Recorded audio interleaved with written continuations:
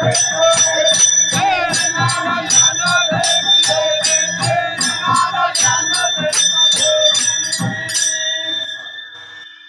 ही साधना कलियुग कीर्तन ही साधना कलियुगामध्ये फार सुलभ आणि सोपी साधना आहे आणि आजच्या कीर्तनासाठी जो निवडलेला प्रासादिक अभंग आहे तो ज्ञानेश्वर महाराज थोडक्यात भावार्थ असा स्पष्टीकरण करत असताना आरंभी आवडी आदरे आले नाम तेने सकळ सिद्धी जगी झाले भगवंताचं नाम आरंभाला यावं ते आवडीनं घ्यावं आदराने समाविष्ट करावं त्याने काय साध्यता प्राप्त होईल तर त्याने सकळ सिद्धी जगी झाले या जगातील सर्व काम तुमची आपोआप पूर्णता होतील कारण तिथे सिद्धी हा शब्द वापरला भगवंत परमार्थ करत असताना भगवंताच्या प्राप्तीने दोन ऐश्वर्य प्राप्त होतात एक म्हणजे रिद्धी आणि एक सिद्धी रिद्धी म्हणजे ऐश्वर्य आणि सिद्धी म्हणजे सामर्थ्य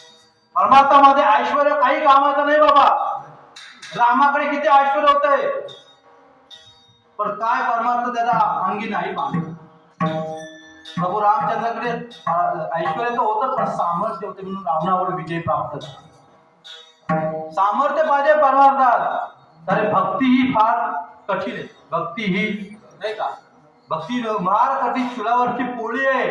निवडा तो वीर बळी विरळा शूर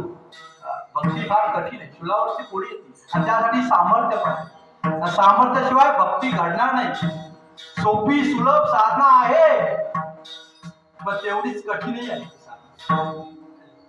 म्हणजे जर भगवंताचं आरंभाला नाव आलं आवडीने नाम आलं तर ती सिद्धी प्राप्त होईल तुम्हाला सामर्थ्य प्राप्त होईल आणि कुठल्या नावाने सामर्थ्य प्राप्त होईल तर राम कृष्ण गोविंद गोपाळ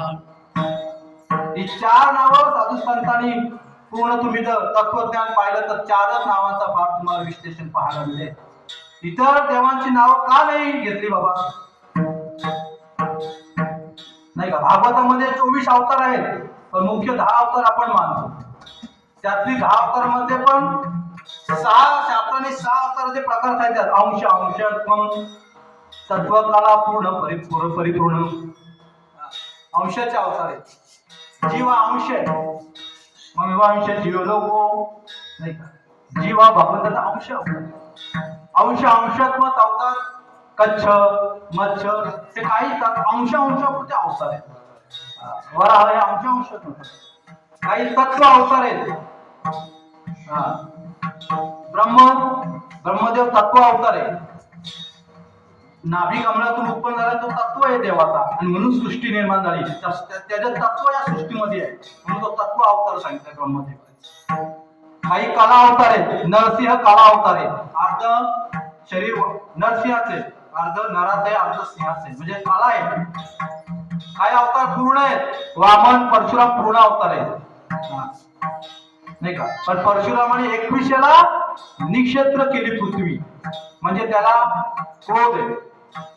तो परमार्थात चालणार नाही म्हणून तोही नाही जमणार मग परिपूर्ण अवतार आहे राम कृष्ण गोविंद गोपाळ का त्यांच्या नावामध्ये जिव्हाळा रामामध्ये अत्यंत जिव्हाळा आहे कृष्णामध्ये अत्यंत आवड आहे जिव्हाळा आहे त्या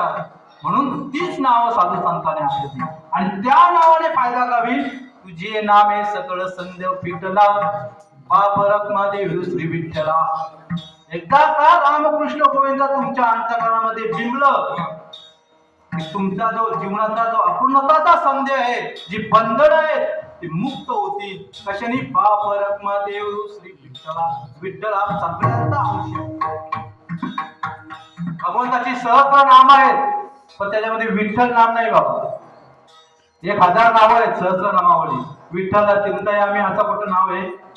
पांडुरंगाय कुठं नाव आहे साधू संतांनी विठ्ठल पांडुरंग 2 नाव का दिली भगवंताला कृष्ण अवतार आहे कृष्ण आहे तो नाही का द्वारकेहून तिथं आलाय पंढरपुराला कृष्ण आहे पण विठ्ठल नाव का दिला बंधना पासोनी उकळल्या घाटी बंधना पासोनी उकळल्या घाटी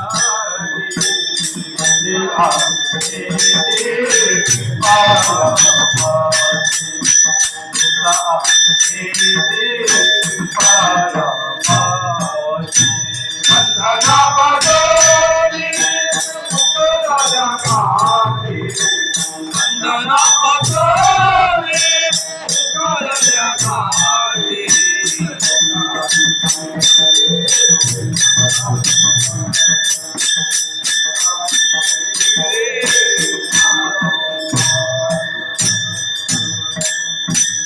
नावाचा सारांश अर्थ सांगितलं साधू संतांनी. विठ्ठल ठळ ठय म्हणजे ती गाठ,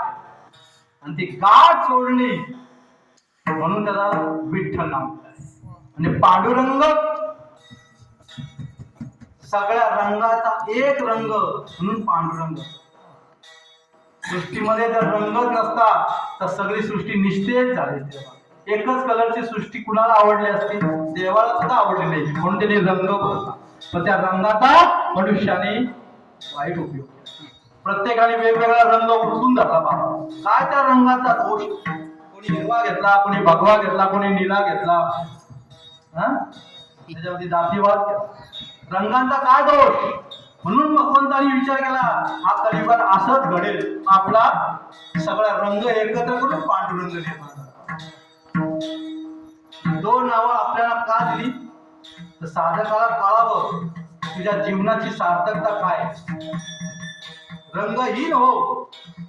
तुझ्या बंदराच्या गाठी सोड आणि पंढरपुराला. म्हणून तुझे नाम हे सकळ सुंदर कृष्णा बाप रत्मा देऊ श्री विठ्ठला विठ्ठला विठ्ठला.